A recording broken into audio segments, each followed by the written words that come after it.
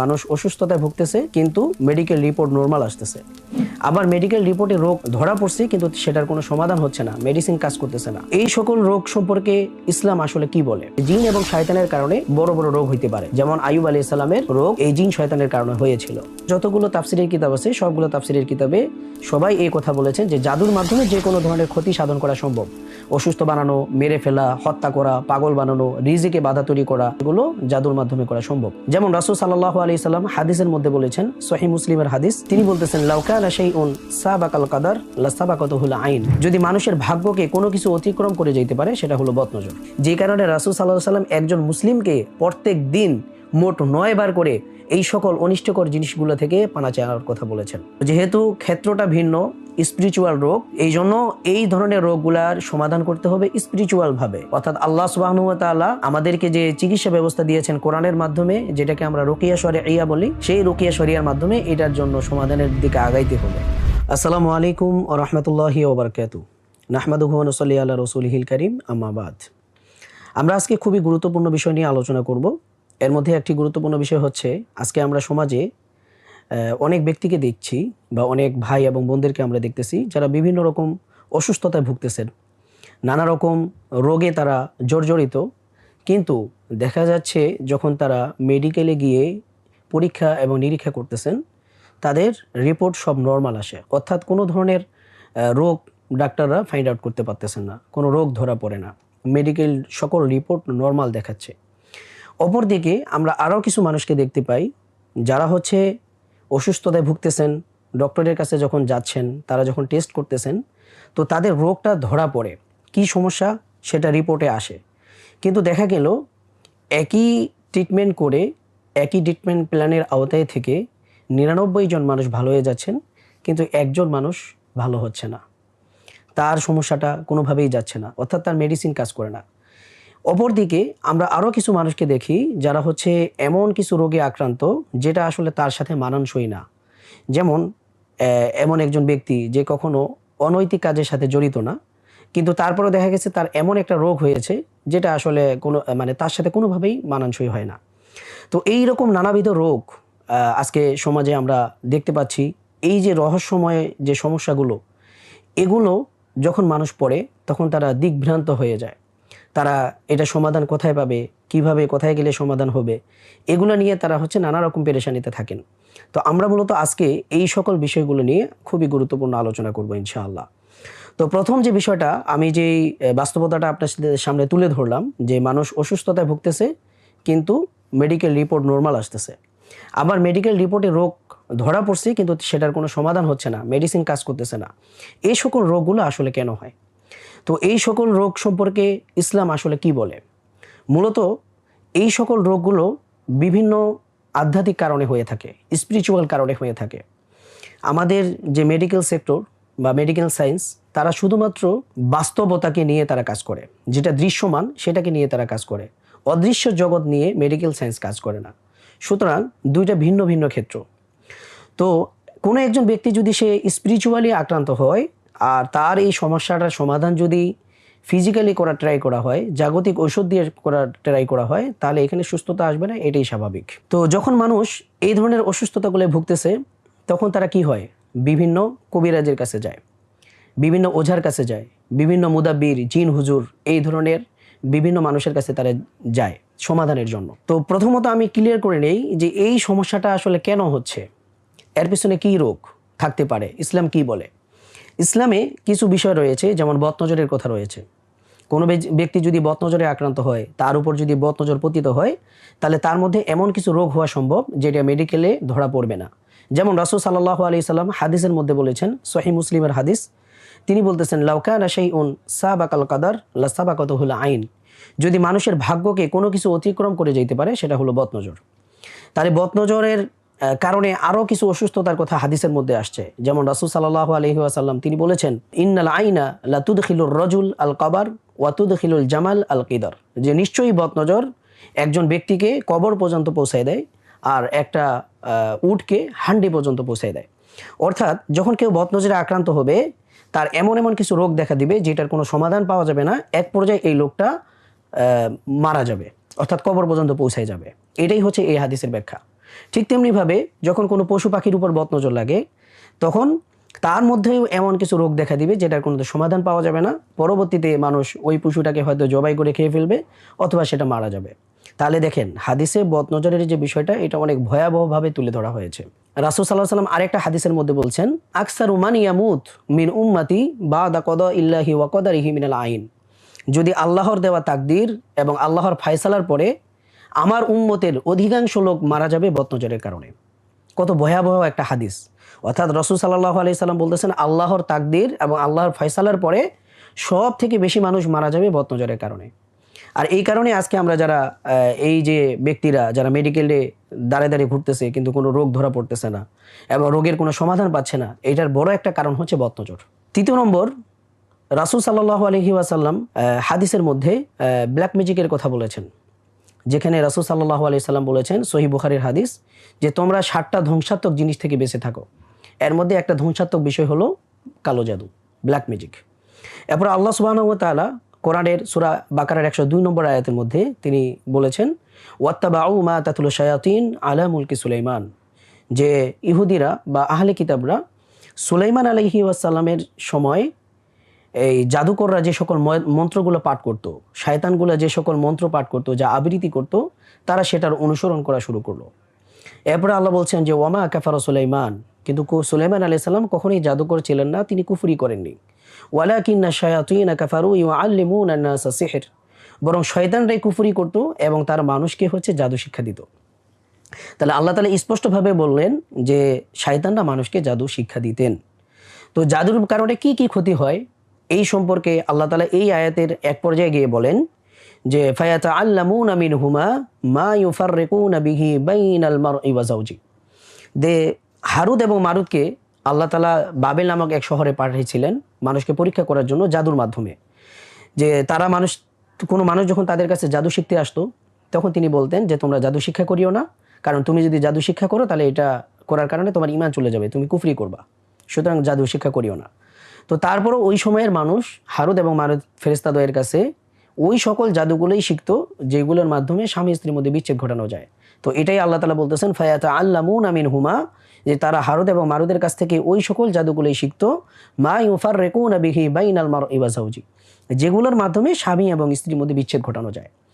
তো এখানে দেখেন আল্লাহ তাআলা জাদুর একটা ভয়াবহতা তুলে ধরছেন যে জাদুর মাধ্যমে স্বামী স্ত্রীর মধ্যে বিচ্ছেদ ঘটানো সম্ভব। ঠিক তেমনিভাবে এই আয়াতের তাফসিরে ইমাম কুরতুবী রাহিমাহুল্লাহ তিনি স্পষ্টভাবে বলেছেন যে জাদুর মাধ্যমে বিভিন্ন রকম রোগ হওয়া সম্ভব। এমন রোগ হবে যেগুলোর কোনো সমাধান পাওয়া যাবে না। মানুষ শারীরিকভাবে অসুস্থ হতে পারে জাদুর কারণে, শারীরিকভাবে একবারে পঙ্গু হয়ে যেতে পারে, এরপরে মানসিকভাবে পাগল হয়ে যেতে পারে, এরপরে এমন এমন রোগ ধরা পড়বে, এমন এমন রোগ তৈরি হবে যেটার কোনো সলিউশন পাওয়া যাবে না। তো এই সকল বিষয়গুলো জাদুর মাধ্যমে করা সম্ভব। ইমাম কুরতুবী রাহিমাহুল্লাহ তার তাফসিরের মধ্যে এই জিনিসটা উল্লেখ করেছেন। ঠিক তেমনিভাবে যতগুলো তাফসিরের কিতাব আছে সবগুলো তাফসিরের কিতাবে সবাই এই কথা বলেছেন যে জাদুর মাধ্যমে যে কোনো ধরনের ক্ষতি সাধন করা সম্ভব। অসুস্থ বানানো, মেরে ফেলা, হত্যা করা, পাগল বানানো, রিজিকে বাধা তৈরি করা এবং মানুষের সম্পর্কের মধ্যে বাধা তৈরি করা, সম্পর্ক নষ্ট করা, এই সকল বিষয়গুলো জাদুর মাধ্যমে করা সম্ভব। যে এই যে মেডিকেল সেক্টরে যে বিভিন্ন রোগগুলো ধরা পড়তেছে না, এর পিছনে আরও বড় একটি কারণ হচ্ছে এই যে ব্ল্যাক ম্যাজিক, জাদুটোনা। এই সকল রোগগুলোর পিছনে আরও একটি কারণ রয়েছে যেটা হচ্ছে জিন শয়তান। আল্লাহ তাআলা সূরা সদের মধ্যে বলেছেন যে ওয়াযকুর আবদানা আইয়ুব ইজ নাদা রব্বাহু আন্নী মাসসানিয়াশ শাইতান বিনুসবি ওয়া আযাব। যে আইয়ুব আলাইহিস সালাম দীর্ঘ অসুস্থ ছিলেন, এটা আমরা সবাই কম বেশি জানি। তো আইয়ুব আলাইহিস সালামের যে এই যে দীর্ঘ অসুস্থতা, এটা আসলে কেন হয়েছে এই সম্পর্কে ইমাম কুরতুবী রাহিমাহুল্লাহ তার তাফসিরের কিতাবে স্পষ্ট বলেছেন এবং তাফসিরে সাদির মধ্যে এই বিষয়ে স্পষ্ট রয়েছে যে শয়তান, ইবলিস শয়তান, সে আল্লাহর কাছে প্রার্থনা করলো যে আল্লাহ আপনি আমাকে যদি এই ক্ষমতা দেন যে আমি আইয়ুবের ধন সম্পদ ধ্বংস করে দিব, তাহলে দেখবেন যে সে আর আপনার শুকরগুজার করবে না, আপনার শুকরিয়া জ্ঞাপন করবে না। তখন আল্লাহ বলল ঠিক আছে, আমি তোমাকে ক্ষমতা দিলাম, তুমি আইয়ুবের ধন সম্পদ নষ্ট করো। তখন ইবলিস আইয়ুব আলাইহিস সালামের সকল ধন সম্পদগুলোকে ধ্বংস করে দেয়। এরপরে তখন দেখলো যে আইয়ুব আলাইহিস সালাম তারপরেও আল্লাহর শুকরিয়া জ্ঞাপন করে যাচ্ছেন, তখন ইবলিস আল্লাহর কাছে আবার প্রার্থনা করলো, বললো যে আল্লাহ আপনি আমাকে যদি আইয়ুব আলাইহিস সালামকে শারীরিকভাবে কষ্ট দেওয়ার ক্ষমতা দেন, তাহলে দেখবেন সে আপনাকে আর ডাকবে না, আপনার শুকরিয়া জ্ঞাপন করবে না। তখন আল্লাহ তাআলা বলল ঠিক আছে, আমি তোমাকে অনুমতি দিলাম। তো ইবলিস কিভাবে তার মধ্যে শারীরিক অসুস্থতা তৈরি করছিল এটা সম্পর্কে ইমাম কুরতুবী এবং তাফসিরে সাদিতে এসেছে এইভাবে যে সে আইয়ুব আলাইহিস সালামের শরীরের কোনো একটা জায়গায় ফু দিত। এই ফু দেওয়ার পরে সেখানে আঁচিলের মতো একটা গোটা উঠতো। আস্তে আস্তে এই গোটাটা বড় হতে থাকে, এক পর্যায়ে সেটা পেকে পুঁজ বের হয়ে গলে পুচে ওই জায়গার মাংসটা খসে খসে চলে আসতো। তো এইভাবে তার পুরো শরীরটা মানে আক্রান্ত হয়ে যায়। তারপরেও যখন আইয়ুব আলাইহিস সালাম আল্লাহ তাআলার কাছে শুকরিয়া জ্ঞাপন করতে থাকলো, তখন আল্লাহ তাআলার কাছে ইবলিস আবার প্রার্থনা করলো যে হে আল্লাহ, আপনি আমাকে আইয়ুবের কলবের উপর বা তার জিহ্বার উপর আপনি আমাকে ক্ষমতা দান করেন, আমি যেন এগুলো নষ্ট করি, তাহলে সে দেখবেন আপনার আর শুকরিয়া জ্ঞাপন করবে না। তখন আল্লাহ বললো যে না, এই জায়গাটা বাদ দিয়ে আমি তোমাকে সব জায়গার অ্যাক্সেস দিচ্ছি, কিন্তু আমি এটাকে দিব না। তো এইখানে এই আয়াত থেকে আমরা স্পষ্টভাবে বুঝতে পারলাম যে জিন এবং শয়তানের কারণে বড় বড় রোগ হইতে পারে, যেমন আইয়ুব আলাইহিস সালামের রোগ এই জিন শয়তানের কারণে হয়েছিল। তো এই আয়াতে আল্লাহ তাআলা পরবর্তীতে বলতেছেন যে ওয়াজকুর আবদানা আইয়ুব, হে নবী আপনি স্মরণ করুন আমার বান্দা আইয়ুবের কথা। ইজ নাদা রব্বাহু আন্নি মাসানিয়া শাইতান বিনুসবিন ওয়া আযাব, সে যখন তার রবকে ডেকে বলল হে আমার রব, আন্নি মাসানিয়া শাইতান, যে নিশ্চয়ই শয়তান আমাকে কি করেছে, কষ্ট দিয়েছে, আমাকে স্পর্শ করেছে। অর্থাৎ শয়তান স্পর্শ করার মাধ্যমে তার শারীরিক অসুস্থতাগুলো তৈরি হয়েছিল। এরপরে বলা হচ্ছে বিনুসবিন ওয়া আযাব, এবং সে আমার সকল ধন সম্পত্তি ধ্বংস করে দিয়েছে। তখন আল্লাহ সুবহানাহু ওয়া তাআলা আইয়ুব আলাইহিস সালামকে ট্রিটমেন্ট পদ্ধতি এরপরের অংশে বলে দিলেন যে উরকুদ বিরিজলিকা হাযা মুগতাসালুম বারিদু ওয়া শারাব, হে আইয়ুব তুমি তোমার পা দ্বারা মাটিতে আঘাত করো, সেখান থেকে ঝর্ণা বের হবে, তুমি সেই ঝর্ণার পানিটা পান করো এবং সেটা দিয়ে গোসল করো, ইনশাআল্লাহ তুমি সুস্থ হয়ে যাবে। তখন আইয়ুব আলাইহিস সালাম আল্লাহ তাআলার দেওয়া এই ট্রিটমেন্ট পদ্ধতি যখন ফলো করলেন তিনি আবার সুস্থ হয়ে গেলেন। তো এই আয়াত থেকে আমরা যেটা বুঝাতে যাচ্ছি যে শয়তান জিনের কারণে মানুষ নানাবিধ অসুস্থ হইতে পারে, শারীরিক সমস্যা হতে পারে, মানসিক সমস্যা হতে পারে, এবং এই রকম সমস্যাগুলো মেডিকেল ট্রিটমেন্টে ধরা পড়বে না, রিপোর্টে আসবে না, নর্মাল দেখাবে, এটাই স্বাভাবিক। কেননা বিজ্ঞানের কাজ হচ্ছে সে জাগতিক বিষয় নিয়ে গবেষণা করে, কিন্তু স্পিরিচুয়াল বিষয়ে বিজ্ঞানের কোনো গবেষণা নেই বা তারা সেই জায়গাটায় যায় না। সুতরাং দুই ক্ষেত্র। তো স্পিরিচুয়াল যে সমস্যাগুলো, এটার সমাধান আপনাকে কোরআন দিবে, সুন্নাহ দিবে, হাদিস দিবে, এবং রাসূল সাল্লাল্লাহু আলাইহি সাল্লামের লাইফস্টাইল আপনাকে এগুলা সমাধান দিবে। এটার সমাধান আমরা মেডিকেলে পাবো না। এই যে অদৃশ্য যে রোগগুলা, যে রহস্যময় যে রোগগুলা, এটার পিছনে আমি অলরেডি বলেছিলাম যে এটা বদনজরের কারণে হয়, এরপরে জিন শয়তানের কারণে হয়, এবং কালো জাদুর কারণে হয়। তো এই যে জিন শয়তানের কারণে যে রোগ হয়, এরকম আরও অনেকগুলো হাদিস রয়েছে। এর মধ্যে আরেকটি হাদিস হচ্ছে রাসূল সাল্লাল্লাহু আলাইহি সাল্লাম একদিন বলতেছিলেন যে ফানা উ উম্মতি আলা আমরাইন, আমার উম্মতের ধ্বংস রয়েছে দুইটা জিনিসের মধ্যে। তখন সাহাবা একরাম জিজ্ঞাসা করলো ইয়া রাসূলুল্লাহ, সেই জিনিসগুলো কি? তখন রাসূল সাল্লাল্লাহু আলাইহি সাল্লাম বলেন সেটা হচ্ছে একটা হলো তাউন আর একটা হলো তন। তখন সাহাবা একরাম বললেন যে ইয়া রাসূলুল্লাহ, আমরা তন অর্থাৎ যুদ্ধ বিগ্রহ কি এটা আমরা জানি, অর্থাৎ যুদ্ধ বিগ্রহের মাধ্যমে মানুষ ধ্বংস হয়, এটা তো আমরা সবাই জানি। তখন সাহাবা একরাম প্রশ্ন করলো ইয়া রাসূলুল্লাহ ওয়ামা তাউন, কিন্তু তাউনটা কি, মহামারী জিনিসটা আসলে কি?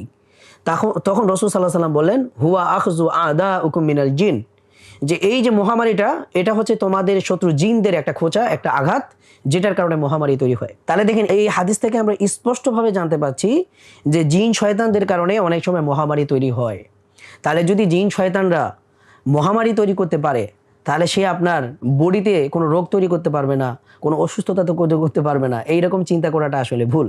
তাহলে বোঝা গেল জিন এবং শয়তানের কারণে মানুষের নানাবিধ অসুস্থতা হইতে পারে। এরপর আল্লাহ সুবহানাহু ওয়া তাআলা সূরা বাকারার আরেক আয়াতের মধ্যে বলেছেন আল্লাযীনা ইয়াকুলুনা রিবা লা ইয়াকুমুনা ইল্লা কামা ইয়াকুমুল্লাযী ইয়াতাখাব্বাতুহু শাইতানু মিনাল মাস, যে তারা কিয়ামতের ময়দানে এমন ভাবে উঠবে, অর্থাৎ দুনিয়ার বুকে যারা সুদ খায় তারা কিয়ামতের ময়দানে এমন ভাবে উঠবে কেমন যেন শয়তান তাদেরকে স্পর্শ করে পাগল বানাই দিছে। তো এই আয়াত থেকে আহলে সুন্নাত ওয়াল জামাতের যত ফকি, যত ইমাম, যত আলেম রয়েছেন, জমহুর অধিকাংশ সকল আলেমদের ঐক্যমত হচ্ছে এই আয়াতের মাধ্যমে প্রমাণ হয় যে জিন মানুষকে আসর করতে পারে, জিন মানুষকে আক্রমণ করতে পারে, জিন মানুষের শরীরে ঢুকতে পারে, এবং সেই মানুষের শরীরে ঢুকে নানাবিধ শারীরিক রোগ এবং মানসিক রোগ তৈরি করতে পারে। তো যখন কোনো একটা জিন শয়তান মানুষের শরীরে ঢুকে, তখন এমন কিছু রোগ তৈরি হয় যেটা সমাধান আসলে আমরা মেডিকেলে পাবো না, এবং মেডিকেল ট্রিটমেন্টে এটা অনেক সময় ধরাও পড়বে না। আবার ধরা পড়লে সেটার জন্য মেডিসিন কাজ করবে না। তো আমি যেটা বোঝাতে চাচ্ছিলাম, এই যে আমরা চারপাশে যে পরিবেশটা দেখতেছি, যে অনেক মানুষ নানাবিধ অসুস্থতায় ভুগতেছেন, কিন্তু কোনো কারণ খুঁজে পাচ্ছে না, কোনো ডায়াগনোসিস করার পরে রিপোর্ট নর্মাল আসতেছে, এরপরে চিকিৎসা করার পরেও সেই চিকিৎসা কাজ করতেছে না। এগুলার পিছনে, এই সমস্ত রোগগুলার পিছনে কারণ হচ্ছে এই সমস্ত স্পিরিচুয়াল প্রবলেম। আর সেটার মধ্যে প্রথম বিষয়টা হলো বদনজর এবং হচ্ছে জেলাসি, হিংসা, হাসাদ। আল্লাহ সুবহানাহু ওয়া তাআলা সূরা ফালাকের মধ্যে বলেছেন, ওয়া মিন শাররি হাসিদিন ইযা হাসাদ, যে আল্লাহ আমরা আপনার কাছে হিংসুকের অনিষ্ট থেকে পানা চাই যখন সে হিংসা করে। রাসূল সাল্লাল্লাহু আলাইহি ওয়াসাল্লাম আমাদেরকে সকালে 3 বার কুল হুয়াল্লাহ, কুল আউযু বিরাব্বিল ফালাক, কুল আউযু বিরাব্বিন নাস, অর্থাৎ সূরা ইখলাস, ফালাক, নাস, এই 3টা সূরা, যেটাকে আমরা অনেকে 3 কুল বলে থাকি, এই 3 কুল তিনি সকালে আমাদের 3 বার করে পড়তে বলেছেন। অর্থাৎ কুল হুয়াল্লাহ 3 বার, কুল আউযু বিরাব্বিল ফালাক 3 বার, কুল আউযু বিরাব্বিন নাস 3 বার। ঠিক এমনিভাবে তিনি সন্ধ্যার সময় আমাদেরকে আবার 3 কুল পড়তে বলেছেন। ঠিক তেমনিভাবে রাসূল সাল্লাল্লাহু আলাইহি ওয়াসাল্লাম তিনি যখন রাত্রে ঘুমাতে যাইতেন, এই ঘুমানোর আগে তখন তিনি কি করতেন, এই 3 কুল পাঠ করতেন। অর্থাৎ তিনি প্রথমে সূরা ইখলাস একবার পড়তেন, সূরা ফালাক একবার পড়তেন, সূরা নাস একবার পড়তেন। পড়ার পরে তিনি তার হাতটাকে এভাবে মুনাজাতের মতো বানাতেন, বানিয়ে তারপর সেখানে তিনি ফু দিতেন। এরপরে তার মাথা থেকে শুরু করে পুরো শরীর যতদূর পর্যন্ত যায় তিনি পুরো শরীরটাকে মুছে নিতেন। এইভাবে তিনি 3 বার করতেন। তাহলে দেখেন, রাসূল সাল্লাল্লাহু আলাইহি ওয়াসাল্লাম আমাদেরকে প্রতিদিন পার ডে মোট 9 বার হিংসা থেকে পানা চাইতে বলেছেন, মোট 9 বার জাদু থেকে পানা চাইতে বলেছেন, মোট 9 বার জিন শয়তান এবং মানুষ শয়তান থেকে পানা চাইতে বলেছেন। তাহলে বোঝা গেল যে এই জিনিসগুলো আসলে এত এত ভয়ঙ্কর, এত এত ক্ষতিকর, যে কারণে রাসূল সাল্লাল্লাহু আলাইহি ওয়াসাল্লাম একজন মুসলিমকে প্রত্যেক দিন মোট 9 বার করে এই সকল অনিষ্টকর জিনিসগুলো থেকে পানা চাওয়ার কথা বলেছেন। সেগুলো কি? বদনজর, হিংসা, হাসাদ, জেলাসি, এরপরে হচ্ছে কালো জাদু, এরপরে হচ্ছে জিন শয়তান এবং মানুষ শয়তান। মানুষ শয়তান থেকে কেন পানা চাইতে বললো? কারণ হচ্ছে মানুষ শয়তানটাই আপনার ক্ষতি করে। তারা জাদুকরের কাছে গিয়ে আপনাকে ব্ল্যাক ম্যাজিক করে। এই ব্ল্যাক ম্যাজিক করার মাধ্যমে আপনাকে অসুস্থ বানায় দেয়, আপনাকে পাগল বানায় দেয়, আপনাকে মানসিকভাবে অসুস্থ বানায় দেয়। আবার এই মানুষ শয়তানটাই, আল্লাহ যখন আপনাকে অনেক ভরপুর নিয়ামত দেয়, তখন সেই নিয়ামতগুলো দেখার পরে তাদের অন্তরের মধ্যে জ্বলন তৈরি হয়, আগুন জ্বলে। তো এই নিয়ামতগুলো দেখার পরে তারা কামনা করে আল্লাহ যেন আপনার এই নিয়ামতটাকে ধ্বংস করে দেয়। এটাকেই বলা হয় জেলাসি, এটাকেই বলা হয় হাসাদ, এটাকেই বলা হয় হিংসা। তো এই কাজটা কে করে? মানুষ শয়তানটাই করে। কারণ কোনো একজন ভালো মানুষ, আল্লাহওয়ালা মানুষ, কোনো মুমিন ব্যক্তি যে 100% পিওর মুমিন, সে কখনো তার অপর মুমিন ভাই অথবা বোনের উপর কি করবে না? হিংসা করবে না, হাসাদ করবে না, জেলাসি করবে না। এই কারণে আল্লাহ সুবহানাহু ওয়া তাআলা সূরা নাসের মধ্যে বলেছেন, মিনাল জিন্নাতি ওয়ান নাস, জিন শয়তান এবং মানুষ শয়তানদেরকে, মানুষ শয়তানের অনিষ্ট থেকে আমাদেরকে পানায় চাইতে বলেছেন। তো আমি আবারও বলতেছি, সেটা হচ্ছে যে বর্তমান সমাজে আমরা যে সকল রোগগুলো দেখতে পাচ্ছি, যেটার কোনো সলিউশন নেই, যেটার কোনো সমাধান নেই, যেটার কোনো ট্রিটমেন্ট নেই, এবং ট্রিটমেন্ট থাকলেও ট্রিটমেন্ট কাজ করতেছে না, এবং অসুস্থতা হওয়ার পরেও রোগ ধরা পড়তেছে না, ফাইন্ড আউট করা যাচ্ছে না, রিপোর্ট নর্মাল আসতেছে, এই সকল রোগগুলার পিছনে মূল কারণ হচ্ছে বদনজর, হিংসা, হাসাদ, জেলাসি, কালো জাদু এবং হচ্ছে জিন শয়তানের প্রভাব। এই প্রভাবগুলোর কারণে মূলত আমাদের এই ধরনের রোগগুলো তৈরি হয়ে থাকে। এটাই আমাদেরকে ইসলাম জানাচ্ছে। তো যেহেতু ক্ষেত্রটা ভিন্ন, স্পিরিচুয়াল রোগ, এই জন্য এই ধরনের রোগগুলার সমাধান করতে হবে স্পিরিচুয়ালভাবে। অর্থাৎ আল্লাহ সুবহানাহু ওয়া তাআলা আমাদেরকে যে চিকিৎসা ব্যবস্থা দিয়েছেন কোরআনের মাধ্যমে, যেটাকে আমরা রুকিয়া শরঈয়া বলি, সেই রুকিয়া শরিয়ার মাধ্যমে এটার জন্য সমাধানের দিকে আগাইতে হবে। আল্লাহ সুবহানাহু ওয়া তাআলা সূরা বানী ইসরাঈলের মধ্যে স্পষ্টভাবে বলেছেন, তিনি বলেছেন, ওয়া নুনাজ্জিলু মিনাল কুরআন মা হুয়া শিফাউ ওয়া রাহমাতুল লিল মুমিনিন ওয়া লা ইয়াজিদুয যালিমিনা ইল্লা খাসারা। নিশ্চয়ই আমি কোরআনে এমন কিছু আয়াত নাজিল করেছি যেগুলো হচ্ছে সকল রোগের জন্য শিফা, ওয়া রাহমাতুল লিল মুমিনিন, এবং মুমিনদের জন্য রহমত। তাহলে আল্লাহ তাআলা কোরআনকে মুমিনের জন্য রহমত বলেছেন এবং মুমিনের জন্য মহা ঔষধ বলেছেন, এবং মুমিনের জন্য কোরআনকে আল্লাহ তাআলা শিফা বানিয়েছেন। সুতরাং এই ধরনের যে আনকমন রোগগুলো বা রহস্যময় যে রোগগুলো আছে, এটার সমাধান আমরা পাবো কোরআনে, এটার সমাধান পাবো আমরা রাসূল সাল্লাল্লাহু আলাইহি সাল্লামের জীবনীতে, এটা সমাধান পাবো আমরা রাসূল সাল্লাল্লাহু আলাইহি সাল্লামের লাইফস্টাইলের মধ্যে। এই কারণে আমাদেরকে রুকিয়া শারঈয়া করতে হবে। এই রুকিয়া শরিয়াটা কোরআনের মাধ্যমে করা হয় এবং রাসূল সাল্লাল্লাহু আলাইহি সাল্লামের দেখানো পদ্ধতির মাধ্যমে করা হয়। এইটা যদি আমরা অ্যাপ্লাই করি এই সমস্ত রোগগুলোর উপর, এই সকল রহস্যময় রোগের উপর, তাহলে আল্লাহ সুবহানাহু ওয়া তাআলা আমাদেরকে পরিপূর্ণ সুস্থতা দান করবেন ইনশাআল্লাহ।